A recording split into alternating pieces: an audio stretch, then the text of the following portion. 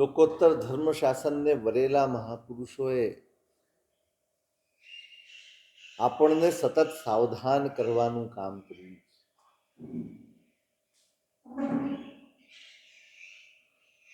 જે સાવધ નથી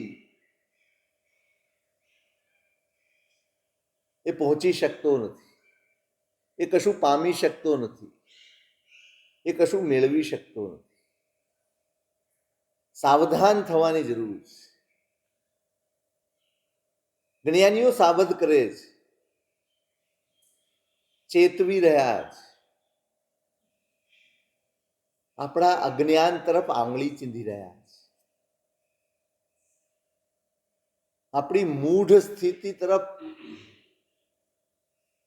આપણું ધ્યાન દોરે છે. એમાંથી બહાર આવવાનું છે. કશુંક પામવું છે તો કંઈક છોડવું પડશે. કઈ સ્થિતિમાં આપણે છીએ એ સ્થિતિનો અંદાજ ન હોય તો માણસ ક્યાંય પહોંચી શકતો નથી. જ્ઞાનીઓ ધ્યાન દોરે છે કે તમે જે સંસારમાં જીવો છો એ કેવો છે. ઘણું સાંભળ્યું છે ને, સંસાર કેવો છે ભારત, છોડવા જેવો છે કે મેળવવા જેવો છે? એવું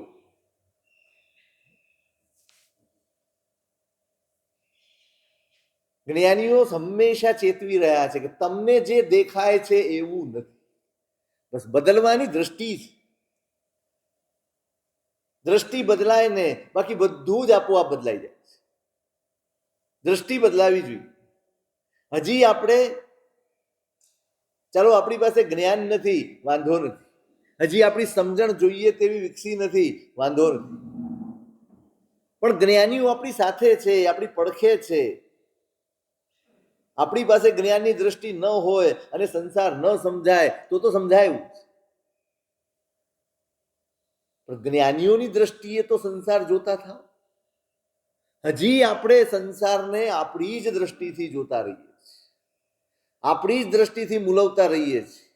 એમાં સારું શું, નબળું શું, ગમે છે શું, નથી ગમતું શું, મારું શું, તારું શું, આ બધું જ આપણે કરીએ છીએ. કોના આધારે? હે મનીષભાઈ, કોના આધારે? ધર્મના માર્ગે ચાલવું હોય ને તો સૌથી પહેલું કામ એ કરવું પડે, જ્ઞાનીઓની દ્રષ્ટિને સ્વીકારવી.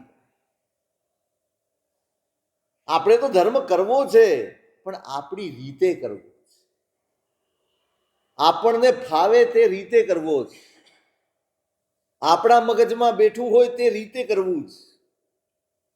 આપણે ક્યારે જ્ઞાનીઓને યાદ કરીએ છીએ? મને એમ કહો, હું અહીંથી દેરાસર જાઉં તો કોના આધારે જાઉં? મારી ટેવના આધારે, મેં શીખેલાના આધારે, કે પછી સમજણ વિકસી હોય એના આધારે? કોનું આલંબન લઈને જાઓ? હે? એવું સિવાય કઈ નથી. નિયમ છે, સારો છે, નિયમ ખોટો નથી, પણ નિયમનું પાલન કરતા કરતા કરતા જે કરો છો એનો આનંદ આવવો જોઈએ. જે કરો છો એનાથી પ્રસન્નતા તમને મળવી જોઈએ. જે કરો છો એનો રોમાંચ તમને થવો જોઈએ. જે કરો છો એના આનંદની અનુભૂતિ તમારા હૈયામાં સ્પર્શવી જોઈએ.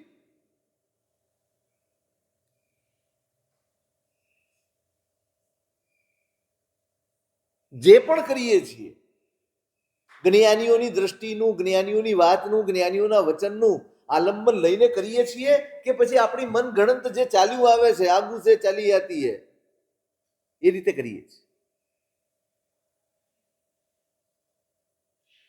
ઘણો બધો ફેરફાર કરવાની જરૂર છે. પીઠ થાબડીને આશ્વાસન આપી શકાય છે પણ એનાથી કલ્યાણ થતું નથી. વાસ્તવિકતા તરફ નજર કરવી જ પડે. મારી દ્રષ્ટિ નથી ખુલી, મારી પાસે જ્ઞાન નથી, હજી મોહની મૂઢતા છે, પણ જ્ઞાનીઓ છે, એમના વચનો છે, એ પ્રમાણે કરવાનો પુરુષાર્થ પણ હું કરું, એ પ્રમાણે જોવાનું. કઈ દ્રષ્ટિએ? હું એ કહેતો હતો, કઈ દ્રષ્ટિએ સંસારને મૂલવો છું. મને હું જે મોહ લઈને ફરું છું, હું જે મારા સંસ્કારો લઈને ફરું છું, હું જે આસક્તિના બંધનમાં છું, બસ એ જ દ્રષ્ટિથી મેં આજ સુધી સંસારને જોયો છે, મૂલવ્યો છે અને સ્વીકાર્યો છે. બોલીએ ભલે ગમે તેમ, સંસાર અસાર છે, છોડવા જેવો છે, ફલાણો છે, ઉપદેશ ફાડીએ, એમાં કોકની દીક્ષા હોય ત્યારે તો આપણે બોલવા ઊભા થયા હોય તો એમ લાગે કે આ હમણાં જ દીક્ષા લેશે, આની પહેલા હવે 1 મિનિટ ઊભો નહીં રહ્યા, એવો ભાવ આવે છે, એવું વર્ણન, આ તે. એ તમને નથી લાગતું કે આપણું આ બધું બુદ્ધિના ડબ્બામાંથી બધું ખર્યા કરે છે? આત્મામાંથી કશું પ્રગટતું નથી, બુદ્ધિના ડબ્બામાંથી બધું ખર્યા જ કરે છે. બધું પોપડા વાજેલા હોય ને બધા વર્ષોના, સાંભળી સાંભળીને, જાણી જાણીને, વાંચી વાંચીને જે બધું ભેગું કર્યું હોય એ બધું ફોરવર્ડ થયા કરે છે. એવું નથી? આ હું તમે આપણે જે કરીએ છીએ ને ફોરવર્ડ કરીએ, આપણને સ્પર્શીને આવ્યું હોય, આપણા આત્માને સ્પર્શ્યું હોય એવું શું?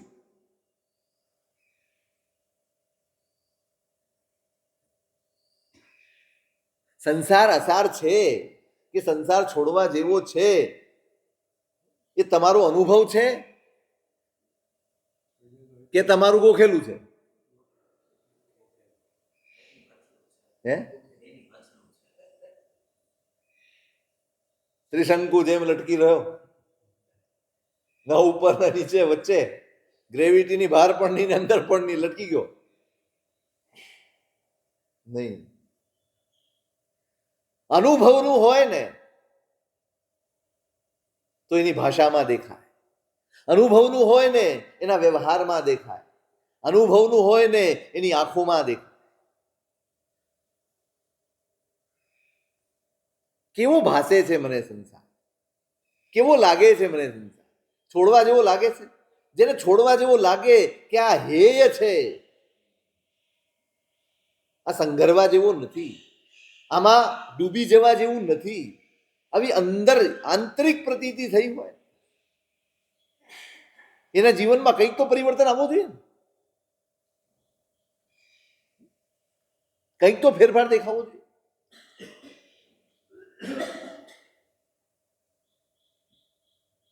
નાની નાની વસ્તુઓ માટે એના આગ્રહો જતા રહે, એનો સંકલેશ જાય, એના આર્ત ધ્યાન જાય, એના મનના સંકલ્પ વિકલ્પો શાંત થઈ જાય. જેને ખરેખર અંદર સ્પર્શી જાય કે આ સંસારમાં કાંઈ મેળવવા જેવું નથી, કશું જ લેવા જેવું નથી. એવું નથી કે આવું સમજાઈ જાય એટલે દીક્ષા જ લઈ લે. દીક્ષા જ લઈ લેવી, એ જેને દીક્ષા લીધી છે એ જ સંસારને સમજ્યો છે અને બીજો કોઈ સમજ્યો નથી, એવું ખરું? ઘણી વાર તો અહીંયા આવ્યા પછી નથી સમજાતું, અહીંયા અટવાઈ જાય, અહીંયા પણ અટવાઈ જવાય. અહીંયા સ્પર્શવું જોઈએ, અનુભૂતિથી થવું જોઈએ કે ક્યાંય માથાકૂટ કરવા જેવી નથી, કશા રાગ દ્વેષ ને ક્લેશ કરવા જેવા નથી. જેવું છે તેવું એને પસાર કરી જવા,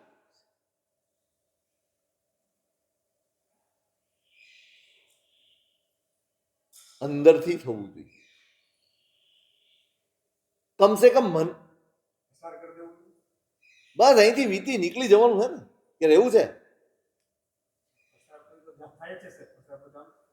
પસાર થાય છે પણ આપણે ઘસડાઈએ છીએ, ચાલતા નથી.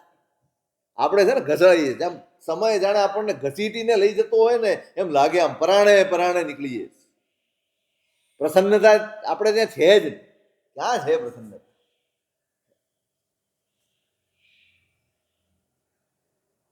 આમ અંદરથી પ્રસન્નતા આવી. જ્ઞાનીઓ ચેતવે છે, ભાઈ તારી દ્રષ્ટિ છોડી દે. જ્યાં સુધી તારી દ્રષ્ટિ નહીં છોડે ત્યાં સુધી તું પાછો વળી નહીં શકે. તું ધર્મ કરતો હોઈશ, તું ક્રિયા કરતો હોઈશ, બધું જ કરતો હોઈશ, તું પાછો નહીં ફર્યો, તું પાછો નહીં વળ્યો હોય, તું ઊભો નહીં રહ્યો હોય. કારણ કે સંસાર પ્રત્યે જે દ્રષ્ટિ કેળવાવી જોઈએ એ દ્રષ્ટિ કેળવાઈ. સંસારને જે રીતે જોવાવો જોઈએ એ રીતે જોવાતો જ. ધર્મ કરીએ બધું જ કરીએ છીએ. તપશ્ચર્યાનો વખત આવશે એટલે આખું ઝુકાવી દઈશું, હજારોની સંખ્યામાં થઈ જશે, મોટા બેનરો લાગશે, કંકોત્રીઓ છપાશે, ફોટાઓ છપાશે, ઉત્સવો થશે, મહોત્સવો થશે. અરે એક જ સવાલ પૂછવો છે, આ બધું જ બરાબર છે, દ્રષ્ટિ બદલાઈ છે?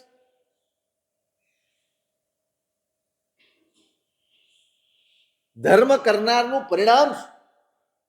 ધર્મ કરવાનું ફળ શું, પરિણામ શું?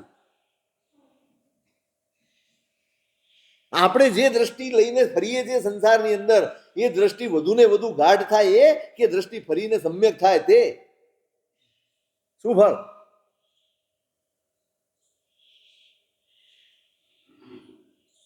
આપણે તો એ જ છીએ, આપણી દ્રષ્ટિ તો એ જ છે. મારી અંદર પડેલું મારું તારું તો એ જ છે.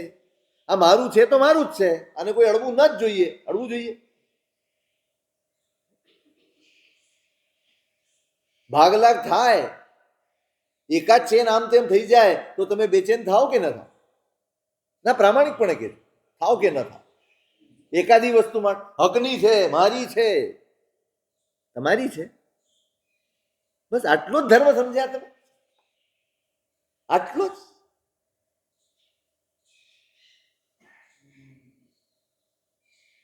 બસ એનો અર્થ જ એ છે, અંદર સ્પર્શવું જ નહીં.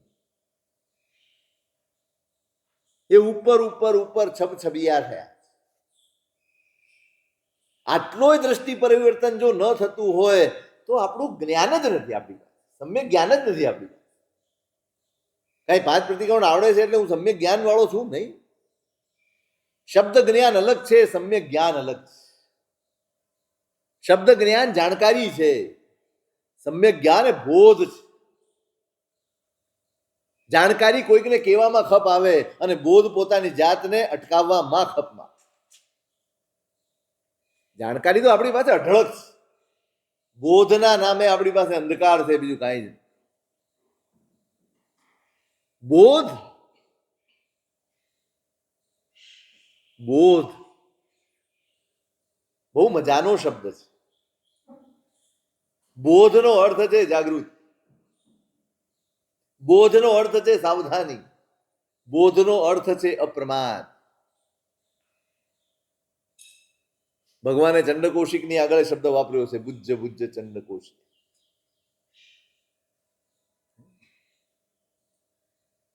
બસ આ જ શબ્દ ઉપર છે બધું. બોધ હશે ને દ્રષ્ટિ બદલાય, બોધ આવે. બુજ્જ એને યાદ અપાવ્યું છે, તું કોણ છે? તું આ ખોટું કરે છે? નહીં. આવો કશાય કરે? આવી રીતે મારી નખાય? આવી દ્રષ્ટિ વિશ આ આખી વનસ્પતિ તે ખલાસ કરી નાખી. કહી શક્યા હોત ને ભગવાન, એની ભૂલ દેખાડી શક્યા હોત. ભૂલ દેખાડવાથી જેટલા સુધરે છે ને, એના કરતા સાચું દેખાડવાથી વધારે સુધરે. માણસ ભૂલ ક્યારે દેખાડે? જ્યારે અકળાયેલો હોય ત્યાં અકળાય. સામા પ્રત્યે આપણે અકળાયેલા હોઈએ એટલે સતત ભૂલ દેખાડે. આ ખોટું, આ ખોટું, આ ખોટું, આ ખોટું. આ આખો અભિગમ જ નેગેટિવ છે, આખો દ્રષ્ટિકોણ જ નેગેટિવ છે. આવું કરાય? આમ કરીએ તો કઈ ફેરફાર લાગે છે?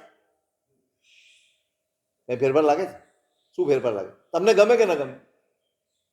તમે કઈ ખોટું કરતા હો, ધારો કે પૂજામાં કરતા હો, સામાયિકમાં કરતા હો, કઈ બી કરતા હો, એટલે આમ ઉપરથી ભલે આમ બી કહી શકે, જો ભાઈ આમ છે ને, આમ પકડવાનું, પછી આમ ખોલવાનું, પછી આને આમ કરવાનું. આમ કરીશ શું ફેર પડ્યો મને એમ કહો? મીઠું લાગે? બદલવાનું મન થાય?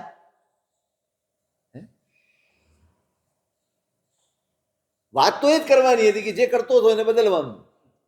પદ્ધતિનો પ્રશ્ન. ભગવાનના ચરિત્રમાંથી આ જ નીતરે. મને એમ કહો, અહીંથી મહાવીર સ્વામીનું ચરિત્ર કોણે વાંચ્યું?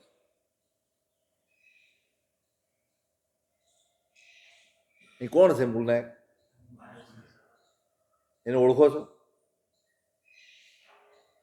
જાણો છો? શું જાણો છો? મારું તીર્થંકર હતા 24માં. આપણા ઉપકારી છે. તમને શું લાભ થયો? મને એમ કહો, ભગવાન તમને શું ઉપકારી છે? તમે રોજ પૂજા કરી શકો છો એટલે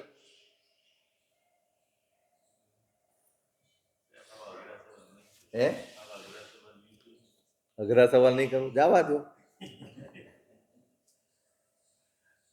નહીં, સમજવું તો પડશે ને. ક્યાં સુધી થાઉઝન્ડમાં ચાલશો? ક્યાં સુધી ગાડરિયા પ્રવાહમાં તણાયા જ કરશો? કેમ ટ્રેક નહીં બદલ્યો? નહીં બદલો, નથી બદલવું, એમાં જ ચાલવા દેવું છે. આ કઈ પહેલી વાર નથી, કશું જ પહેલી વાર નથી. એમનું જીવન આપણે ત્યાં તો છે. કેવી સરસ વ્યવસ્થા કરી છે મહાપુરુષોએ. પર્યુષણ આવે અને એકવાર ભગવાનનું આખું ચરિત્ર ગાવાનું થાય, પણ અફસોસ કોઈને રસ નથી.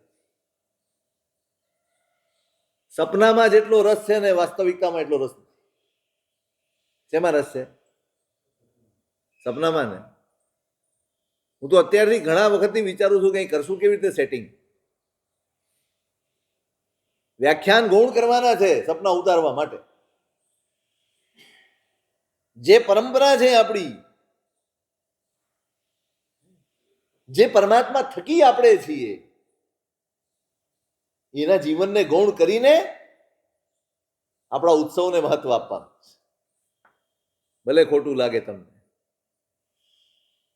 શું ગૌણ થશે મને કહો સાહેબ? જલ્દી પતાવી દેજો ને. પતાવી દેજો. કલ્પસૂત્ર પતાવવાનું જ.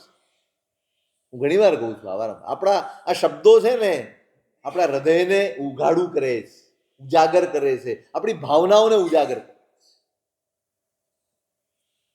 ના, પેલા ભગવાન આ વ્યવસ્થાઓ તો થયા જ કરશે, એના થકી જ છે, એના નામે જ છે. એનું ચરિત્ર એકવાર પરિશીલન થવું જોઈએ, ઊંડાણથી થવું જોઈએ. આપણે તો વળી શબ્દો વાંચીને પૂરું કરીએ. એક એક પ્રસંગ તમે વાંચો, એક એક વાત તમે વાંચો,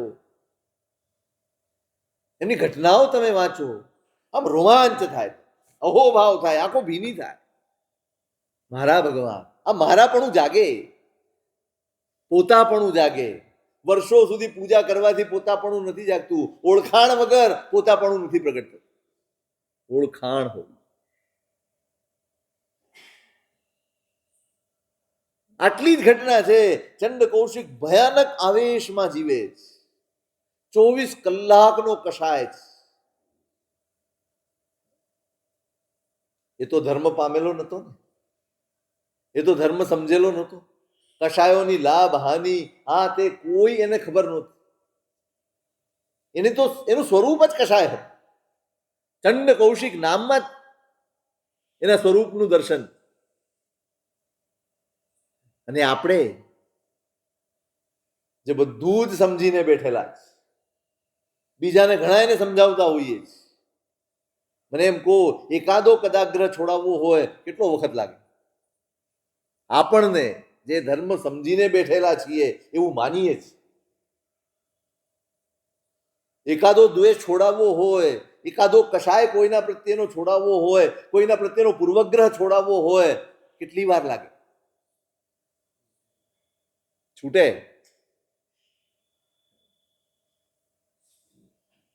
નહીં.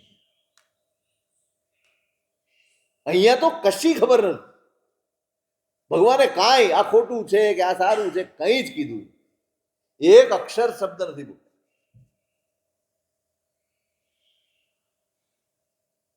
ક્યાંક ઉપદેશ કામ આવે, ક્યાંક પોતાપણું કામ આવે. બધી જ જગ્યાએ ઉપદેશ કામ નથી આવતું, ક્યાંક પોતાપણું કામ.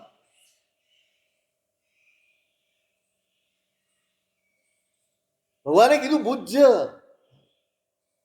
તું યાદ તો કર, તું કોણ હતો યાર? તારી એ સ્થિતિને યાદ.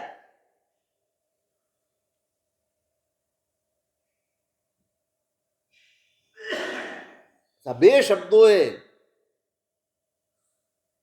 હું આ છું, હું અહીંનો સમ્રાટ છું, અહીંયા મારા સિવાય કોઈ આવી જ ન શકે, કોઈ આવે તો હું કોઈને સહન જ ન કરું. આ જે મિથ્યાત્વ એની અંદર ફાંસીને ભરેલું, એક શબ્દે અજવાળું થઈ ગયું. એક શબ્દ. બધું જ ખરી પડ્યો, હું આ નથી.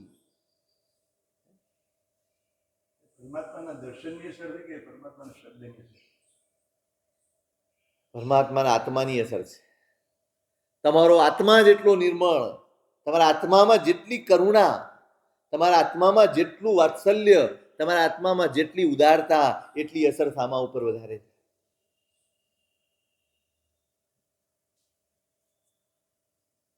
એ જે કરી શક્યા, કે એમણે જે કર્યું એ જ હું પણ કરી શકું. હું પણ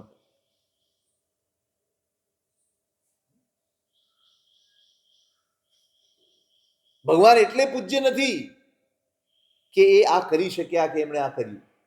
ભગવાન એટલે પૂજ્ય છે કે એમણે આપણને પણ એ શીખવાડ્યું છે કે તું પણ આ જ છે અને આ જ કરી શકે. આ બધું જોઈને તારે મારી પૂજા નથી કરવા. આ પૂજાથી જાગૃતિ લાવવાની કે હું પણ ત્યાં સુધી મારે પહોંચવાનું. બુદ્ધ, બસ બોધ જાગ્યો. અને જોજો, જરાક બોધ જાગ્યો. પરિવર્તન કોને કે? હું એ કહેતો હતો તમને, કેવો બદલાય. બસ ખ્યાલ આવી ગયો, હું ભૂલાવામાં છું, હું ખોટો છું. એક વાર ખબર પડે હું ખોટો છું, પછી એ રસ્તે ચાલે ને ન ચાલે. બોધ થઈ ગયો એને ન ચાલે. જાણકારી હોય તો ચાલે, પણ બોધ થઈ ગયો એ ક્યારેય ન ચાલે. ચૂલા ઉપર પડેલી તપેલી ગરમ હોઈ શકે, જાણકારી છે, પણ બોધ ન હોય ને સીધો જઈને પકડે. એકદમ ગરમ લાગે તો બીજી વાર ઠંડી હોય ને તો જોઈને પકડે. આમાં કેમ? બોધ થઈ ગયો છે. બોધ આવે એટલે સાવધાની આવે.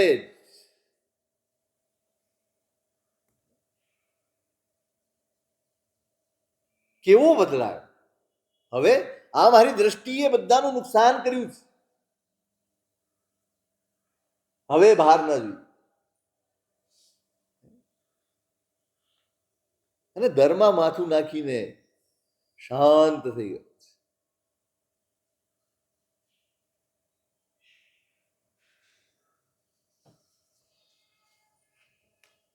ફોટા લગાડી શકાય ચંદ્ર કૌશિક, પણ આ ઘટનામાંથી કઈ બોધ લઈ શકાય?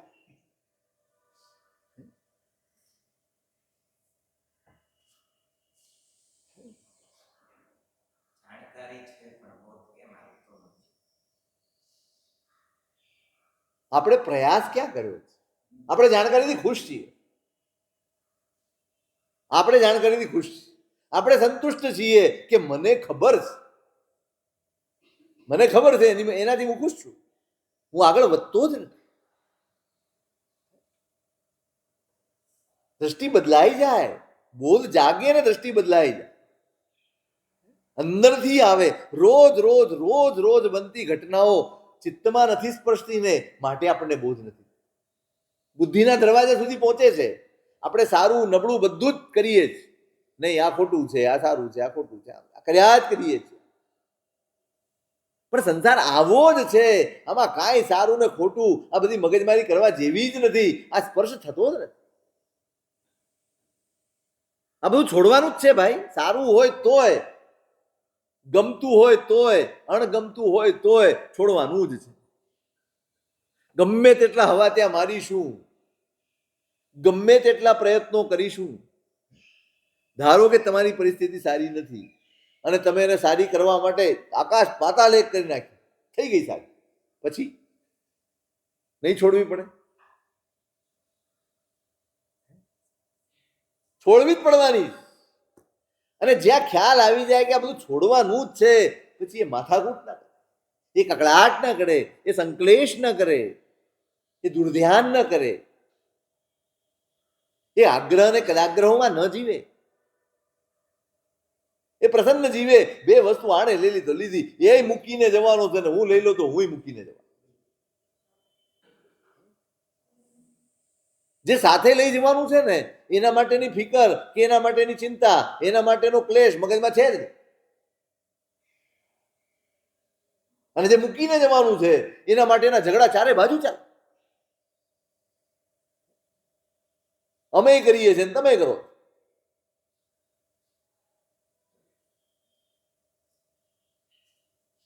તમે મારી નજીક આવ્યા હો ને વળી આવતીકાલે બીજા કોઈ મહારાજ આવે ને ત્યાં બેસતા થાવ, મને ખબર પડે તો ત્યાં મને કઈ થાય.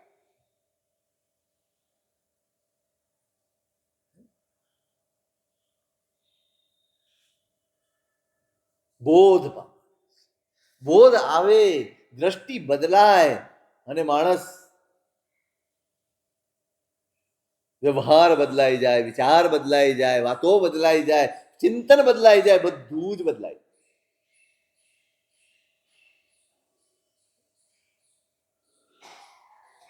જ્ઞાનીઓ આ જ ચેતવે છે વારંવાર. કેમ આ બધી જ વાતો, આ સંસાર આમ છે કે તેમ છે, કેમ કહેવામાં આવે? અંદર ઉતારવાનું જ, જાતને જગાડવાની જ.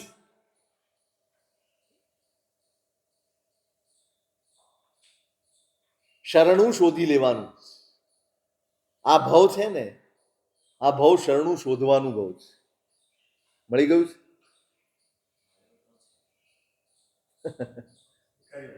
મળ્યું છે, પામ્યા છે. શરણાગતિનો અનુભવ છે ખરો? આમ સગડું એ સોંપી દીધું હોય એવી એકાદ ક્ષણ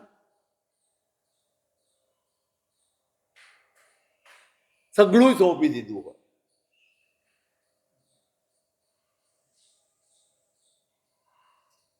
શરણાગતને દુર્ધ્યાન ન હોય. જેને શરણ સ્વીકાર્યું છે ને એને સમાધિ હોય. અવસ્થા કોઈ પણ હોય એને સમાધિ. એ સંસારની કોઈ પણ સ્થિતિથી એ વિચલિત ન થાય, એ હારી ન જાય, એ થાકી ન જાય, ટકી રહે. મળ્યું છે શરણ. હતું શરણનું ફળ તો હોય જ ને. શરણનું ફળ તો હોય. શરણનું ફળ સમાધિ છે. સમાધિ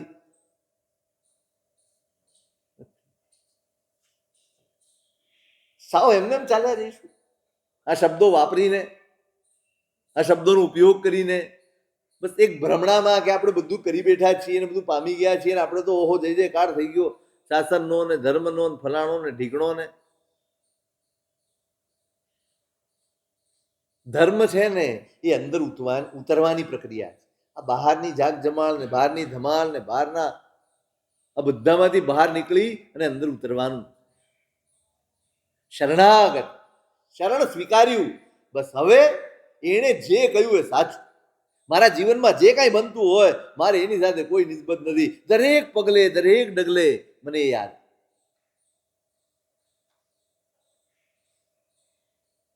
અન્યથા રોજ બોલતા હશો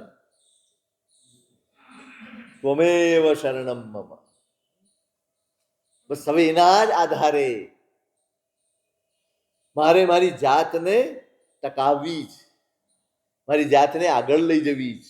એ જ આધાર, એ જ શરણું.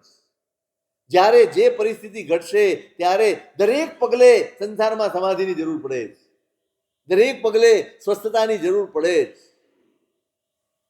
કોણ કોણ આપશે આપણે? કયા બળ ઉપર? તમે જુઓ છો ચારે બાજુનું વાતાવરણ. શેનું વાતાવરણ છે? માયા, પ્રપંચ, કપટ, છલ, કશાયો, વિષયો. એના સિવાય કઈ દેખાતું હોય તો કહો. જ્યાં તમે છાપામાં નજર નાખો તો ત્યાં, તમે મેગેઝિનમાં નજર નાખો તો ત્યાં, તમે ટીવી ખોલો તો ત્યાં, તમે મોબાઈલમાં જુઓ તો ત્યાં, જ્યાં જુઓ ત્યાં શું વધે એવું બને છે. આપણી અંદરની નબળાઈઓ વધે એવું બને છે, એવું સાંભળવા જોવા મળે છે કે આપણી સારપ ઉજાગર થાય એવું. આવા વાતાવરણમાં પણ બરાબર યાદ રાખજો કેવા ભાગ્યશાળી છીએ આપણે, કેવા પુણ્યશાળી છીએ આપણે કે આવા વાતાવરણ વચ્ચે પણ ટકી રહ્યા. તમારી પાસે બધી જ સગવડ છે, તમારું પુણ્ય સાથે છે તમને. તમારું પુણ્ય છે, તમારી બુદ્ધિ છે, બધું જ તમારી સાથે છે. તમે પણ જે આ બધા બહાર કરે છે તમે કરી શકો છો, અને કરો તો કોઈને ખબર પડે એમ નથી, અને છતાંય તમે નથી કરતા. કેમ? કયું બળ?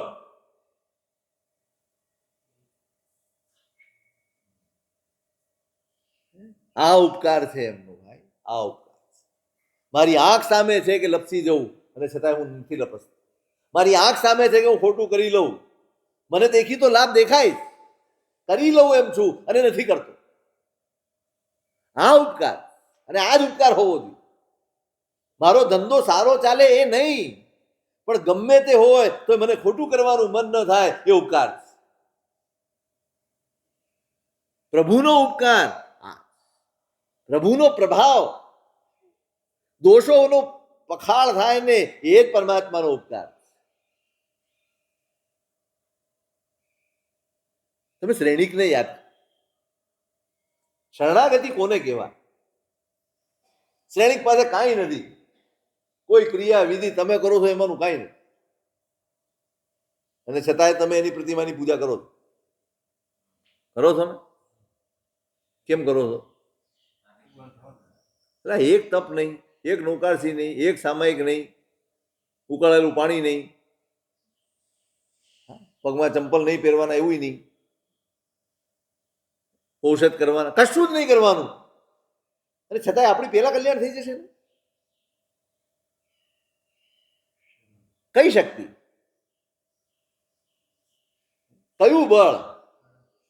અન્યથા શરણમ નાસ્તિ. બસ આના સિવાય કાંઈ.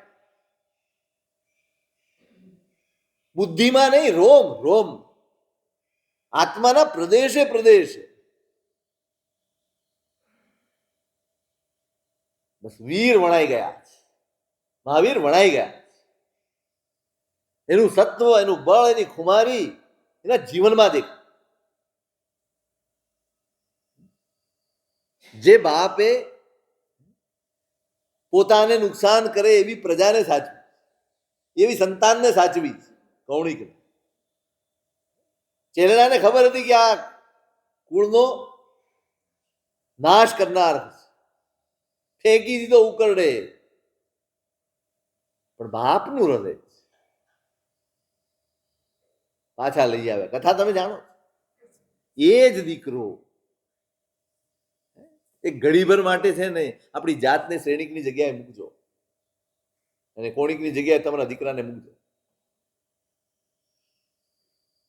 એ જ દીકરો એ સગા બાપને જેલમાં નાખે, ખાલી નાખે એમ નહીં, રોજ 100 કોરડા ફટકારવાની સજા કરે. કેટલું આર્ત ધ્યાન થવું જોઈએ. એક 5 કલાક જમવાનું મોડું આપ્યું હોય ને, એ બી કારણસર, તોય મનમાં એમ થઈ જાય, હળું હવે આપણી કોઈ કિંમત નથી રહી કરે, હવે કોઈ આપણું ધ્યાન નથી રાખતું.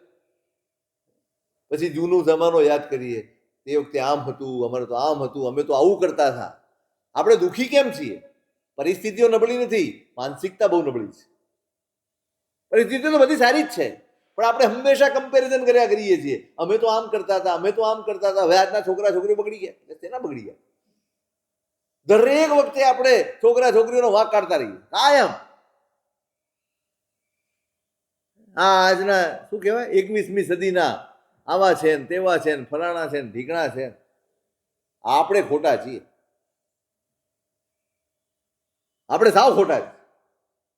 કારણ કે સમય સાથે જે બદલાવવું જોઈએ ને, એ આપણે બદલાવવા તૈયાર નથી.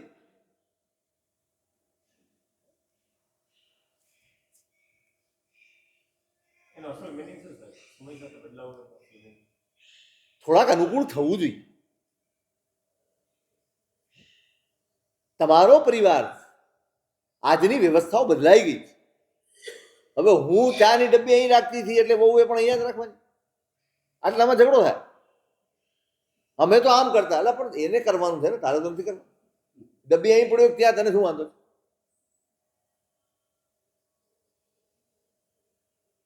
આપણે મોડર્ન ન થઈ જઈએ, પ્રેક્ટિકલ તો થઈએ કે નહીં?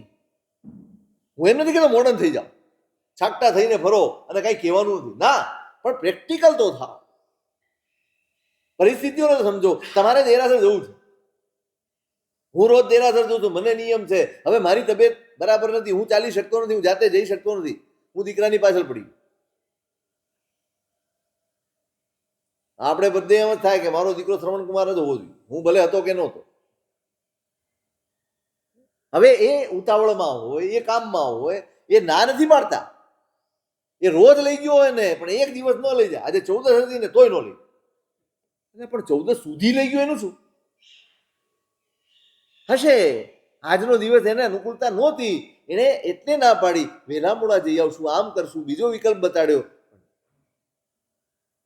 આપણે આટલું જતું કરવા તૈયાર નથી. તૈયાર છો?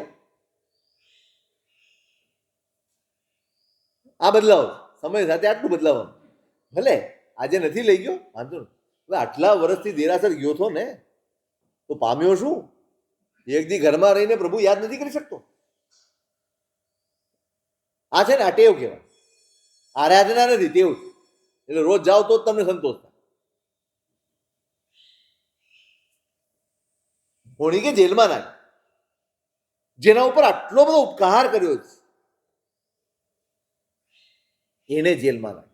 આર્ત ધ્યાન થવું જોઈએ કે ન થવું? હે મનીષભાઈ, થવું જોઈએ કે કેટલું થવું જોઈએ? કેવો આવેશ આવવો જોઈએ, કેવો અંદર ધૂંધવાટ. લાચાર છે, કાંઈ કરી શકે એવું નથી. એ જ માણસો જે ગઈકાલ સુધી કુર્નિશ બજાવતા, ગઈકાલ સુધી ખમ્મા ખમ્મા કરતા હતા, એના જ હાથમાં કોરડું છે.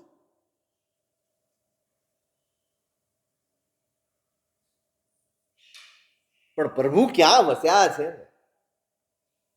આ એક દાખલો આમ હૈયા આમ રોમાંચ પેદા કર્યો, આંખો ભીની કરી આપ્યા.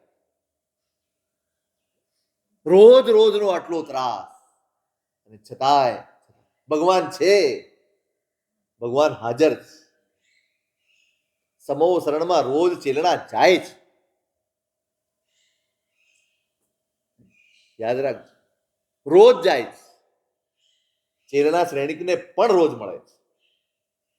એક પણ દિવસ, એક પણ વખત એમ નથી કહ્યું ભગવાનને કહેજો કે ક્રોનિકને સમજાવે. ભગવાનને જરા કહેજે ને, આ કોણિકને બોલાવે. ન કહી શકે? આટલો શ્રદ્ધાળુ માણસ. અમે તો ભગત માટે મુંબઈથી અહીં આવી.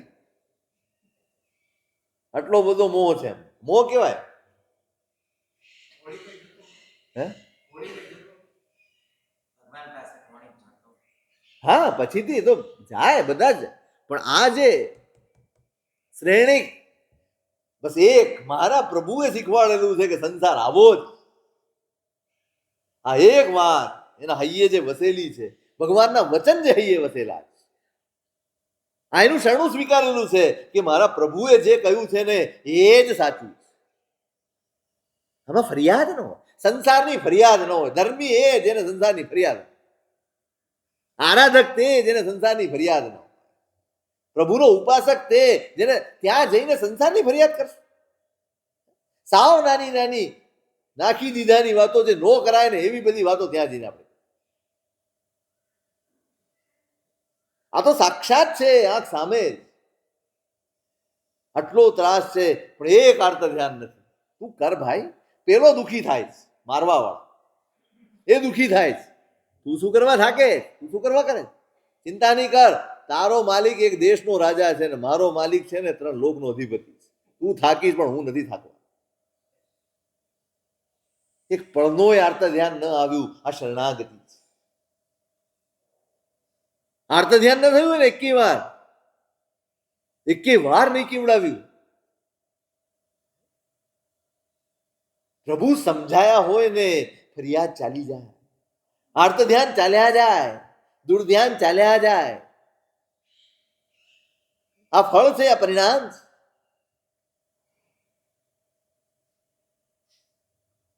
અન્યથા શરણમ નાસ્તી બોલી જઈએ, પણ અંદર ટટોળશો ને, અંદર ઢંઢોળશો ને, અંદર તપાસ કરશો તો ખબર પડશે ના, હજી આપણે સંસારના જ શરણે છીએ, પ્રભુના શરણે નથી.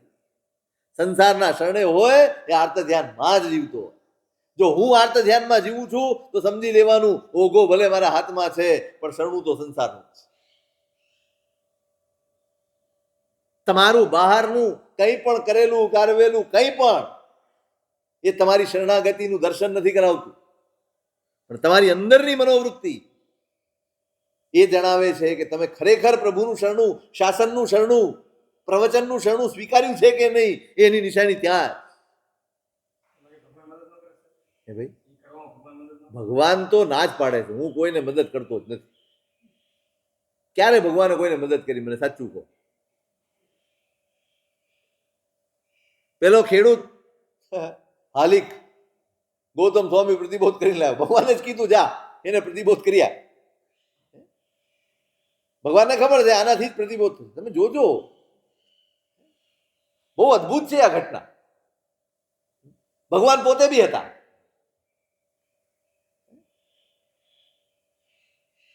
હું જ કરું? અમને એવું હોય કે ભાઈ મેં કહ્યું છે ને એટલે પછી મારે જ કરવા. હું કોઈ સંયોગોમાં ના કરું તો મારી જગ્યાએ બીજો તો ન જ કરીએ, મારે જ કરવા. ભગવાનને એટલું જ કામ હોય આ જીવનો ઉદ્ધાર થવો. કીધું ગૌતમ જા પ્રતિબોધ કરી આવ્યા. હાલો, ક્યાં જવાનું છે? મારા ગુરુ પાસે. ગુરુ? તમારા બી ગુરુ હોય? ગૌતમ સ્વામીને જોઈને એને એવું લાગ્યું કે આના ઉપર તો કોઈ હોય જ નહીં દુનિયામાં. એવો અહો ભાવ જાય. એ સમોસણમાં આવ્યો, આ તમારા ગુરુ છે? ચલો આ રાખ, મૂક. આ ચાલ્યો. 1 મિનિટમાં ભગવાન કઈ બોલ્યા? ગૌતમ સ્વામી સ્તબ્ધ થઈ ગયા. પ્રભુ આ શું?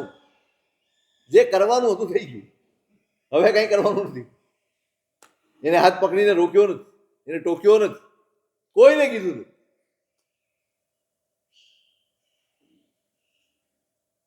ભગવાન માર્ગ દેખાડે, મદદ ન કરે. એમની મદદ ગણો તો મદદ, જે ગણો તે એ આટલી જ છે. પ્રભુ મગ્ગ દયાળ આંગળી. માર્ગ ભૂલેલા પથિક જનને, બસ આ જ છે ભગવાન. કરે ઉપેક્ષા એ માર્ગની તો એ બોલો છો ને રોજ.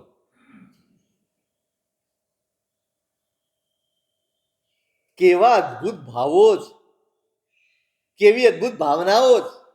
આ શરણાગતિ છે. આ ભાવો તમે સ્વીકારો ને એનું નામ શરણાગતિ છે. તમે એમ નહીં માનતા કે પ્રતિમાની બાજુમાં બેસી રહ્યું શરણાગતિ. તમે પરમાત્માને સોના ચાંદી ચડાવો તો શરણાગતિ છે? નહીં.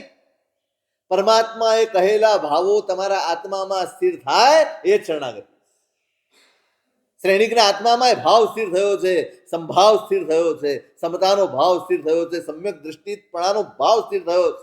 એની ક્ષમતા છે આ, અને એ શરણાગતિ છે. ક્યાંય ભગવાન પાસે જઈ શકતો નથી, અફસોસ નથી કરતો. ભગવાન અહીં આવ્યા છે, હું નથી જઈ શકતો, હું દેશના નથી સાંભળી શકતો. પરમાત્મા તો 3 લોકના નાથ છે, એમની પાસે તો આટલા બધા દેવતાઓ છે, કોઈ પણ મદદ કરી શકે નહીં. જોઈતી જે સંસાર જોઈતો જ નથી એ સંસારની મદદ પણ જોઈતી નથી.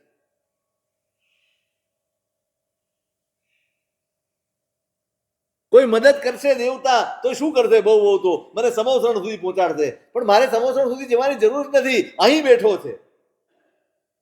ક્યાં બેઠા? અહીં બેઠા છે મારા ભગવાન, અહીં છે. મારે જવાની જ જરૂર નથી. આ દેરાસર એટલે જ આવવાનું. જ્યાં સુધી પ્રભુ તમારા જીવનમાં ન પ્રવેશે ને ત્યાં સુધી આ દેરાસરની જરૂર છે. જે દિવસે તમારા જીવનમાં પ્રભુ પ્રવેશે પછી આની જરૂર નથી.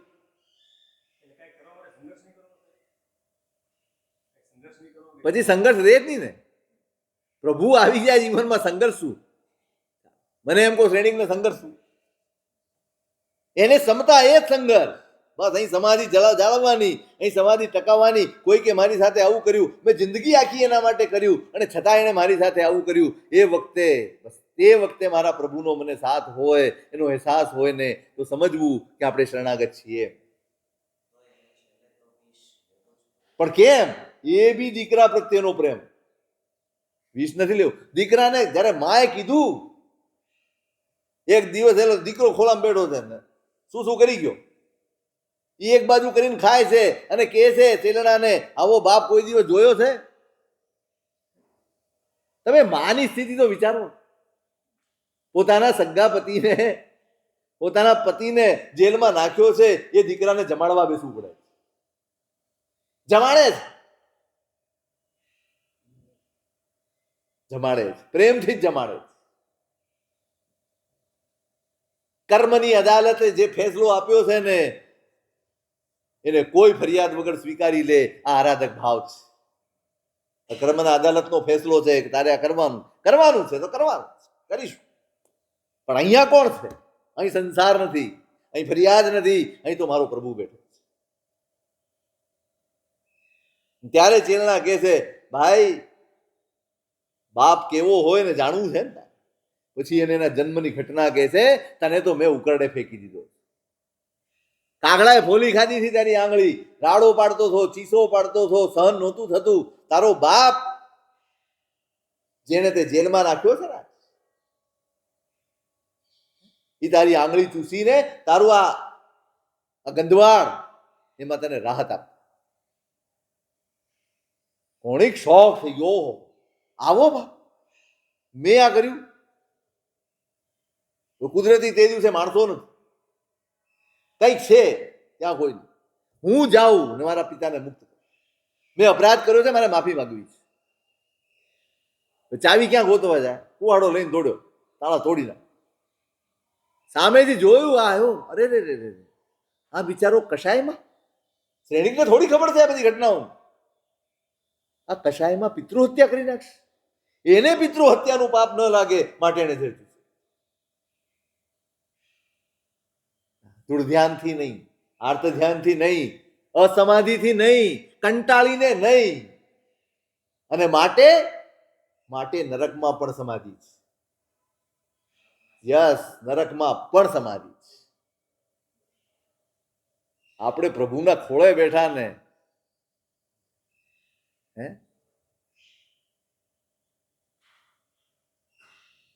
વિચારજો ક્યારેક શું પામ્યા? પ્રભુ પામ્યા ખરા? પ્રભુ પામ્યાની પણ નિશાની હોય ભાઈ, એ શરણની નિશાની હોય.